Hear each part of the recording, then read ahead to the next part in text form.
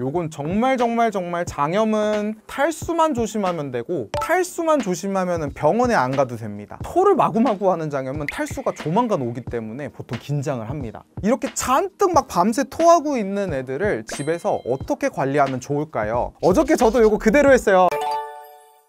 안녕하세요, 표쌤의 친절한 강의실의 표진규 원장입니다. 어저께 저희 딸이랑 놀이동산을 갔다 왔는데, 갔다 온 다음에 애가 밤새 토를 했어요. 알고 보니까 장염이더라고요. 그래서 저도 어저께 우리 아이 너무 안 됐어가지고 재밌게 놀다가 토를 계속 해버려서 집에서 관리를 열심히 하다가 왔는데요. 그래서 저도 바로 저희 아이 데리고 응급실 가고 그러지 않았거든요. 집에서 어떻게 조치를 취하고 그 다음에 적절한 타이밍에 언제 병원을 가야 되는지 제가 쫙 정리해드리겠습니다. 바로 가시죠. 보통 집에서 애들이 장염이 걸리면 저희 딸도 어저께 토를 너무 많이 하더라고요. 아이고, 토를 막 3번, 4번 했다. 근데 사실은 이렇게 토를 여러 번 하는 거는 단순 체했다는 거가 아니라 장염에 거의 걸린 겁니다. 성인들은 이렇게 설사를 꼭 해야지만 장염 진단이 되는데, 아이들은 위장관 길이가 너무 짧아서 장염에 걸리면 일단 토부터 하고 봅니다. 토가 막 3번, 4번 여러 번 하고 나서 그 다음에 설사가 이어지는 애들이 거의 반, 토만 하고 끝나는 애들이 반입니다. 이렇게 잔뜩 막 밤새 토하고 있는 애들을 집에서 어떻게 관리하면 좋을까요? 일단은 키워드가 하나가 있습니다. 뭐냐면 탈수입니다. 요건 정말 장염은 탈수만 조심하면 되고, 탈수만 조심하면 병원에 안 가도 됩니다. 탈수가 없는 장염은 집에서 자연호전이 다 되고, 탈수가 없으면은 아무런 치료도 사실은 필요하지가 않습니다. 우리 아이가 그러면 탈수가 왔는지 안 왔는지를 어떻게 아냐? 집에서 유의 깊게 보셔야 되는 아이의 증상입니다.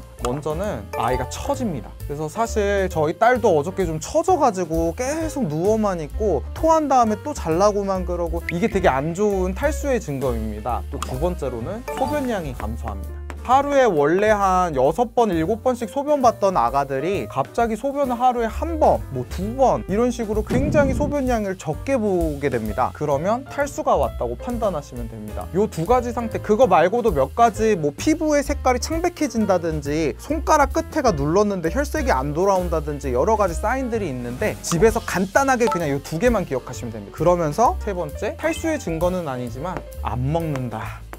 요 두 가지는 탈수 증상이고요. 더하기 안 먹는다까지 있으면 요거는 병원을 가셔야 됩니다. 근데 예를 들어서 토를 하고 설사는 하는데 처지지도 않고 막 신나게 놀고 소변도 막 쭉쭉 잘 보고 애가 막 토하면서도 막 잘 먹고 이러고 있다, 집에서. 급하게 응급실로 가실 필요가 전혀 없습니다. 탈수가 없는 장염은 결국은 시간 문제이거든요. 그래서 시간이 지나서 애가 이렇게 계속 컨디션 좋게 잘 버틴다고 하면 요건 집에서도 탈수만 안 오게끔만 조치를 하면은 별 문제 없이 이제 장염을 이겨낼 수가 있습니다. 이게 보면 위장이 여기에 있을 거 아니에요. 그래서 여기에 장에 염증이 막 생기면 여기 있는 균들을 몸이 배출하려고 합니다. 그래서 위쪽으로 배출하는 게 토고 밑으로 배출하는 게 설사인 겁니다. 몸 안에 있는 음식과 수분이 쫙쫙 빠져나갑니다. 아이가 근데 물도 잘 먹고 밥을 잘 먹으면서 이걸 배출을 시키면 애가 탈수가 오지를 않겠죠. 음료수도 잘 마시고 물도 잘 마시고 하면 장염이 와도 무서울 게 전혀 없는데, 특히나 토하는 장염 같은 경우는 아이들이 뭘 먹으면 바로 토해버리기 때문에 일단은 먹은 거 토하고 먹은 거 토해버리면 결국은 탈수가 올 수밖에 없습니다. 그래서 설사만 쭉쭉 하는 장염은 저희 의사들도 그래도 이거는 괜찮아 이렇게 생각을 하고, 토를 마구마구 하는 장염은 탈수가 조만간 오기 때문에 보통 긴장을 합니다. 집에서 아이들에게 처지고 소변량이 주는 이 탈수 증상을 막기 위한 방법 설명드리겠습니다. 탈수를 예방하는 방법, 물을 자주 먹여주셔야 되는데, 사실은 이 물만 먹으면 어떻게 되냐면, 물만 계속 마신다 그래서 이게 수분이 몸으로 저장되는 게 아닙니다. 이게 대부분이 많이 마시면 다 소변으로 배출되든가 설사할 때 그냥 다 나와버립니다. 물 더하기 조금의 소금이 있으면 좋습니다. 소금을 실제로 이렇게 나트륨을 넣어주면 아이 몸속에 이제 쭉쭉 수분이 흡수가 되는데, 물에다가 소금 조금 타가지고 애한테 먹여보면 어른들도 먹어도 되게 맛이 없습니다. 그래서 이게 못 먹기 때문에 경구수액제가 있습니다. 경구수액제는 이제 당도 들어가 있고 나트륨도 적절하게 들어가 있고 다른 이제 이온들도 다 적절하게 들어가 있어서 탈수했을 때 쓰기 제일 좋은데, 가장 요거 쓰는 이유가 맛입니다. 이게 맛있어서 애들이 이걸 마시게 되면은 탈수가 안 오게끔 요 공급을 해줄 수 있는 게 경구수액제입니다. 근데 요 경구수액제 제가 설명드릴 때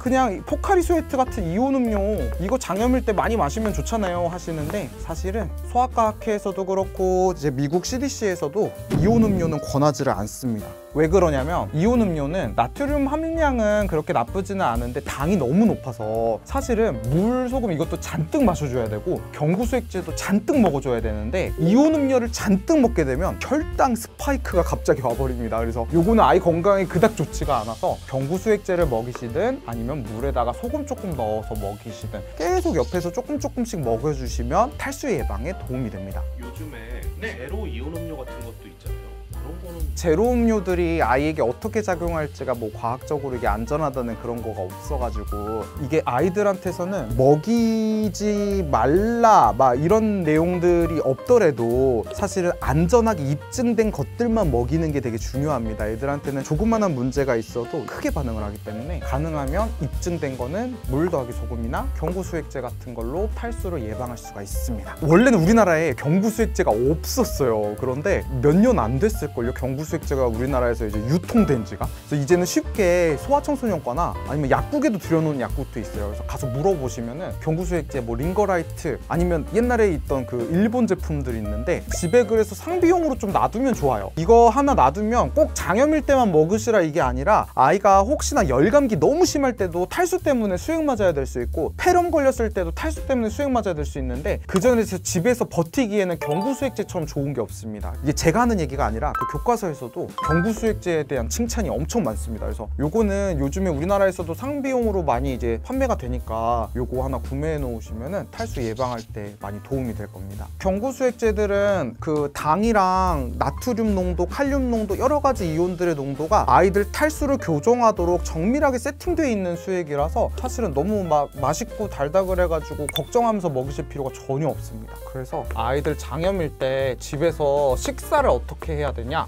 요거는 사실 조금 두 개로 크게 나뉩니다. 이제 12개월 미만 막 분유 수유하고 모유 수유하는 아이들, 그런 친구들은 그대로 똑같이 먹습니다. 여러 얘기 들으시고 분유 모유 뭐 좀 안 좋다 그래가지고 끊어버리시는 분들도 있어요. 절대 그러시면 안 되고요. 요 12개월 미만의 아이들은 이유식 하고 있는 아이들 많을 거예요. 이유식도 그대로. 이거는 다 먹여도 되는 거. 이게 조금 피하면 좋은 것들이 있어요. 유제품. 이때는 12개월 미만 애들은 요플레 같은 거 많이 먹고 하면은 장에 조금 출혈을 유발할 수도 있고 장에 손상이 좀 될 수 있어서 설사가 더 심해질 수도 있어요. 또 하나는 신과일입니다. 그래서 과일 퓨레 같은 거 중에서 좀 유독 신 것들을 자꾸 먹이게 되면은 아이들이 조금 그 설사도 심해지고 토도 더 많이 하고 그런 경향을 보일 거예요. 이 위장관을 자극하기 때문에 그러는 건데, 유제품은 먹이지 마시고 신과일 먹이지 마시고, 12개월 미만의 아이들은 이렇게 준비하시면 됩니다. 이제 12개월이 넘어간다 애들이, 뭐 성인도 마찬가지예요. 이거는 먹지 말아야 될 것부터 설명을 하는 게 빠를 것 같습니다. 여기 유제품처럼 똑같이 우유, 신과일, 그리고 좀 추가되는 게 기름진 거, 또 하나는 매운 거. 당연히 좋지 않겠죠. 이런 자극적인 것들은 장을 다 자극하기 때문에 이게 이제 장염 증상들을 악화시킬 수 있어서 요런 네 가지는 조금 피해 주시는 것이 좋겠습니다. 그 외에 먹어도 되는 거는 거의 다 먹어도 됩니다. 그래서 옛날에는 막 장염 걸린 애들한테 흰 죽만 계속 먹이고 이랬던 적도 있었는데, 그러다 보니까 애들 영양분에 그게 너무 안 좋은 거예요. 그래서 지금은 대한소아과 학회도 마찬가지고 미국에서도 유럽에서도 공통적으로 얘기하고 있는 것이 뭐냐면, 장염이 걸렸더라도 원래 시기로 가장 빨리 돌아와라, 가능하면 원래 시기를 그냥 유지해라 입니다. 그래서 먹어도 되는 거는 죽도 먹어도 되고 밥도 먹어도 됩니다. 은근히 이거 밥 안 먹이고 꼭 죽만 먹이시는 분들도 있는데, 애가 죽 너무 안 먹고 밥만 먹어요. 밥 드시면 됩니다. 밥도 괜찮은 거예요. 뭐 반찬들도 다 괜찮습니다. 단백질류 중에서는 너무 기름진 거 아니라 뭐 소고기도 괜찮고 생선도 괜찮고 계란도 괜찮고 다른 나물들 뭐 다 괜찮습니다. 다 원래대로 그대로 먹이는 것을 추천드립니다. 아까 왜 기억나시나요? 물만 먹으면 좀 안 좋다 그랬었죠. 밥 먹을 때도 간을 너무 저염으로 해가지고 애한테 먹이게 되면 그 다음에 물을 마셔도 이게 흡수가 안 돼요. 그래서 밥 먹을 때 평소 먹는 간 비슷하게 하나 더 신경 써주시면 좋은 거는 바로 격리 어떻게 할지입니다. 이게 생각보다 장염이 전염병이라는 거를 모르시는 분들이 너무 많더라고요. 저희 옛날에 제가 레지던트 때 오징어 김밥 사건이 있었는데 그 되게 유명한 집이었어요. 근데 그 집이 체육대회에 대량 납품을 해서 거기 엄청 팔았어요. 김밥을 거기서 먹은 사람들이 폐균성 장염이 와서 그 김밥을 이제 먹은 그 아이들이 다 설사하고 토하고 난리가 났는데 그 친구가 다른 학원에 갔는데 그 학원에도 장염이 또 다 퍼져버린 거예요. 이런 식으로 음식에 의한 장염도 음식을 같이 먹은 사람뿐만 아니라 그 다음에 몸이 균해서 막 퍼져 있으면 이제 접촉으로 또 막 옮기 시작하는 거예요. 모든 장염은 전염력이 있습니다. 그래서 일단 우리 아이가 설사하고 토를 한다? 얘가 전염력이 있겠네 라고 생각하셔야 돼요. 요거 격리를 집에서 그러면 어떻게 해주냐, 뭐 어린이집이야 안 보내면 되고 놀러 안 나가면 되지만 형제자매끼리는 얘네들을 어떻게 하면 안 올게 조금이라도 막아줄 수 있을까? 실제로 감기 같은 거는 공기 전염이기 때문에 집에서 아무리 막 조심을 한다 그래도 이게 밥 먹을 때 마스크도 벗어야 되잖아요. 이거 한 번만 하고 나면 그냥 얼마 버리는 경우가 되게 많은데 은근히 장염은 위생을 조금 신경 써주면은 형제끼리 안 걸리는 경우가 많습니다. 그래서 형제가 있는 집은 아이들 손 씻기 환자만 해서는 안 되고 모든 가족이 다 같이 해야 됩니다. 예를 들어서 우리 아가가 장염에 걸려가지고 얘가 토하는 거를 이제 어른들이 이렇게 손으로 이렇게 받아가지고 막 이렇게 하고 막 애도 닦아주고 잘 만졌는데 아무리 손을 깨끗이 씻어도 이게 손에 이렇게 좀 남아있을 수 있거든요. 계속 열심히 씻어야 됩니다. 이거를 만진 손을 그대로 우리 첫째 아이에게 가가지고 얘 밥을 떠먹여줬어요. 그런 경로로 해서 형제들이 옮는 겁니다. 그래서 엄마 아빠도 얘 만질 때 동안 계속 실시간으로 손을 계속 자주 씻어줘야 되고 애들도 자기끼리도 손을 잘 씻어야 됩니다. 손 씻기가 제일 중요하고요. 장염 걸린 아이들은 특히나 수건이나 수저를 같이 쓰는 형제들이 많아요. 그래서 막 얘 한 입 먹인 거 먹고 또 나도 먹고 수건도 누구 썼다가 또 쓰고 이런 거를 이제 이때만이라도 좀 분리를 시켜주는 거가 좋습니다. 특히나 이건 접촉 전염이기 때문에 그래요. 공기 전염으로 장염은 전염되질 않고 대부분이 접촉으로 전염되기 때문에 형제들끼리는 꼭 손 씻기, 뭐 수건, 수저 따로 쓰기 이런 것들을 신경 써주시면은 생각보다 한 아이만 아프고 끝날 수가 있습니다. 그래서 아이들의 장염도 어른에게 전염되고 어른들의 장염도 아이들에게 전염됩니다. 다만 어른들은 조금 면역력도 세고 장염이 와도 한 3일, 5일이면 끝날 것을 아이들이 걸리면 일주일 막 10일 동안 설사 쫙쫙 하고 토도 어른들은 한 번 하고 끝날 것을 아이들은 막 이렇게 10번 토하고 이러는 경우들이 많습니다. 그거는 이제 아이들 위장관 길이 차이 때문에 그런 건데 어른들도 똑같이 옮을 수 있어요. 조금 약하게 올 수는 있습니다. 마지막으로 장염일 때 집에서 신경 쓰면 좋은 것들을 제가 정리해드리면은 집에서는 첫 번째로 탈수를 막기 위해서 아까 물 더하기 소금이나 경구수액제를 아이에게 자주 먹여주시면서 두 번째 음식 조심.